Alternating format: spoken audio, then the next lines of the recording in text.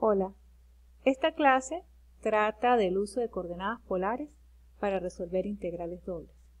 En algunas ocasiones es más sencillo representar la región de la integral doble usando coordenadas polares y también definiendo el integrando en términos de este sistema, porque queda más sencillo el realizar la integral iterada.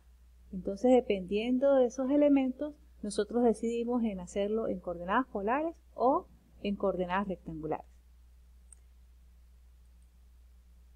Vamos a recordar primero cuál es la relación que existe entre ambos sistemas de coordenadas. Vamos a suponer que yo tengo aquí un punto P en el plano XY. Las coordenadas rectangulares consisten en dos componentes donde la primera, X, lo que representa es la distancia del punto al eje Y. Y la segunda componente, lo que representa es la distancia del punto al eje X. En el caso de las coordenadas polares, también son dos componentes, pero la primera representa la distancia que hay entre el punto y el origen. Y la segunda componente lo que representa es el ángulo del segmento que se forma entre el origen y el punto. Es el ángulo que, θ es el ángulo que está entre el eje X y ese segmento que mencioné.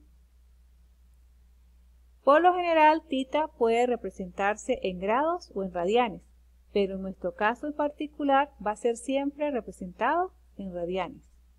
Ese valor puede ser positivo o negativo, dependiendo de cómo nos convenga representar la región. En el caso de R, también puede ser positivo o negativo, pero en nuestro caso, para el cálculo de integrales dobles, siempre va a ser considerado positivo.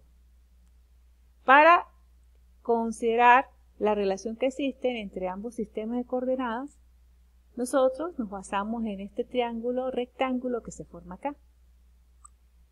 Fíjense, este es un triángulo rectángulo donde el cateto adyacente a θ es X, el cateto opuesto es Y y la hipotenusa es R. Usando esa relación, pues tenemos que X es igual a R coseno de θ, porque recuerden que coseno de θ es cateto adyacente sobre hipotenusa.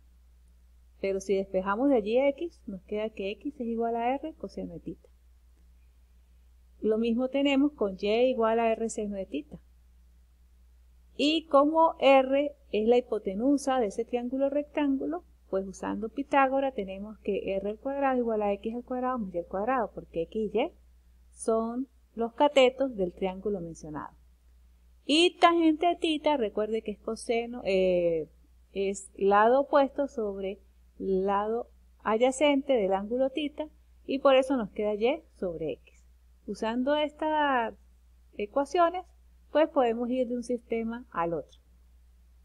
Por lo general, en este caso, pues vamos a utilizar estas tres primeras ecuaciones.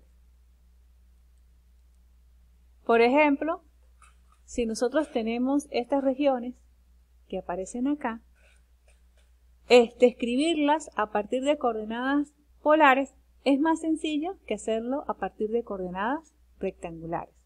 Aquí, por ejemplo, este cuarto de círculo que está limitado por esta circunferencia de radio 2, se puede definir de esta forma. Fíjense, lo que está diciendo es que cualquier puntico que está aquí en esta región, en coordenadas polares, el valor de R está entre 0 y 2, y el valor de θ, ¿verdad?, de todos los puntos que están acá en coordenadas polares iría desde 0 hasta pi². Si fuese medio círculo, aquí este medio círculo superior, pues los límites de R serían estos mismos. Lo único que cambia es que θ iría desde 0 hasta pi. En el caso de la otra región que está acá, que es una región anular, que se encuentra definida entre dos círculos, este de aquí es de radio 1, este de aquí exterior es de radio 3. Entonces, por eso es que decimos que cualquier punto en coordenadas polares en esta región anular está definido por R entre 1 y 3 y θ entre 0 y 2pi, ¿sí?, para que se dé el giro completo. Uno, por lo general, para describir la región en términos de coordenadas polares, pues uno traza un segmento de recta, ¿verdad?, que va desde el origen y que atraviesa la región. Y entonces uno observa cómo se desplaza θ para poder recorrer la región en cuestión.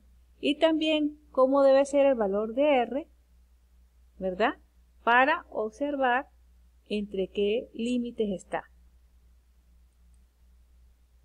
Fíjense que esas regiones, en términos de coordenadas polares, son muy sencillas de definir porque tanto R como θ está entre valores constantes. Ese tipo de regiones reciben el nombre de sectores polares. Y, por supuesto, si yo defino la región de la integral en esos términos, pues me queda más sencillo que aparezca entre funciones más complejas.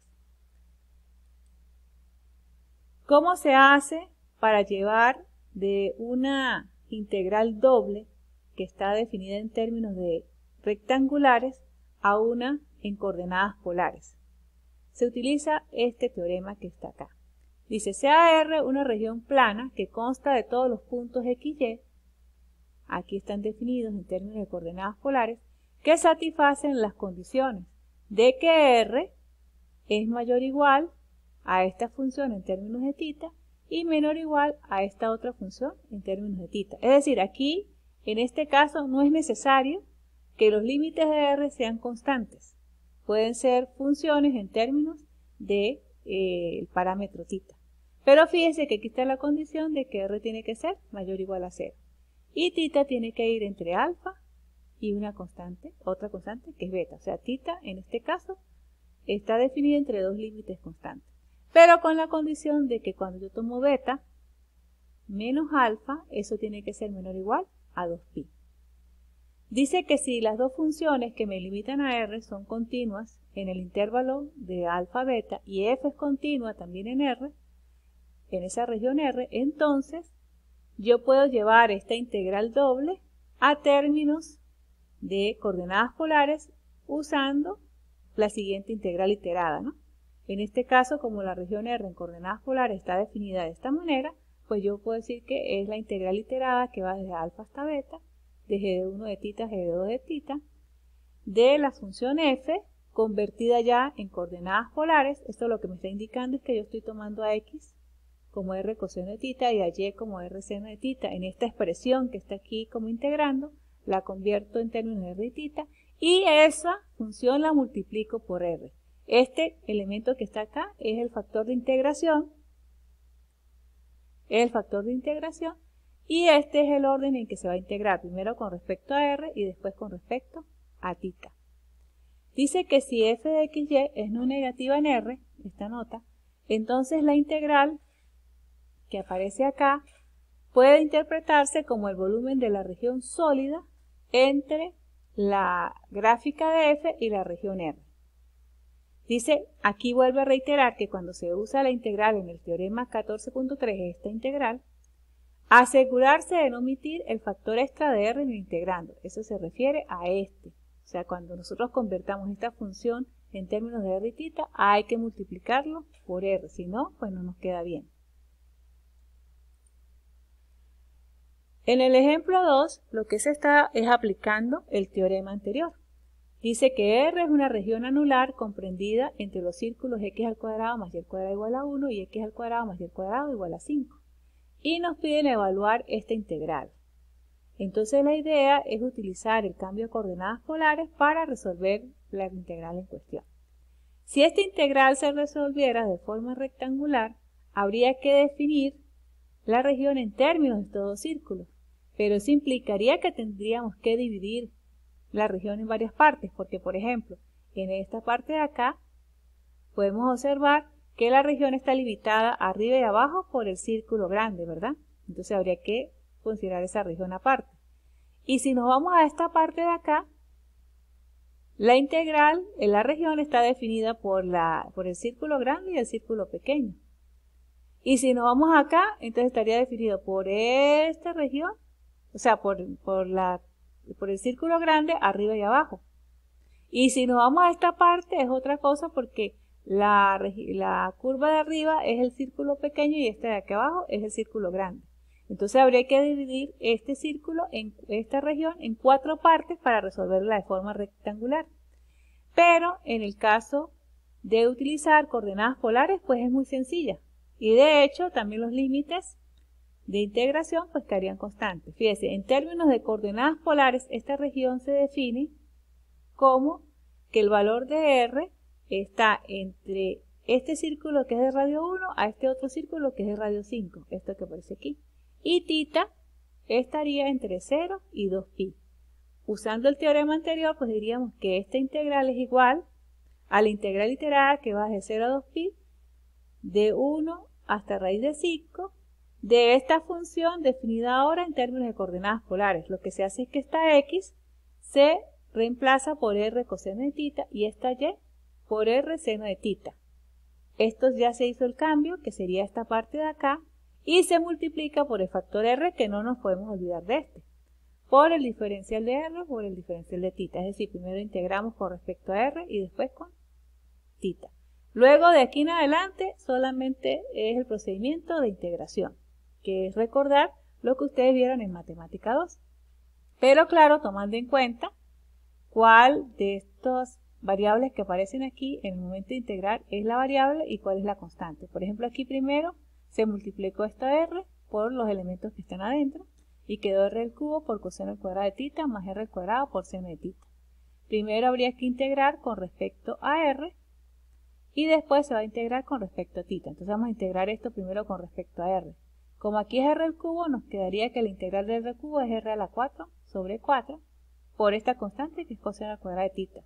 Más, ahora integro esto, que sería la variable en cuestión, sería la integral de r al cuadrado, pero eso es r al cubo sobre 3 por seno de θ. Luego, esto hay que evaluarlo en estos límites. Primero con raíz de 5, meto aquí en r meto raíz de 5 a la 4 es 5 al cuadrado, ¿sí? Porque un cuadrado se va con la raíz y el otro queda allí expresando a 5 al cuadrado sobre 4. Y r al cubo pues sería tomar esta raíz de 5 al cubo, quedaría este 5 raíz de 5.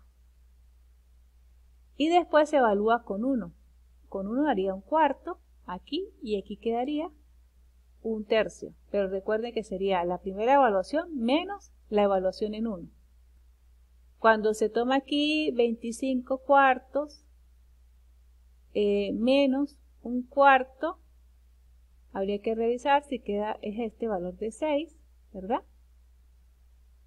Más, sería la raíz de 5, raíz de 5, menos un tercio, que es lo que queda de este lado cuando se agrupan para seno de θ.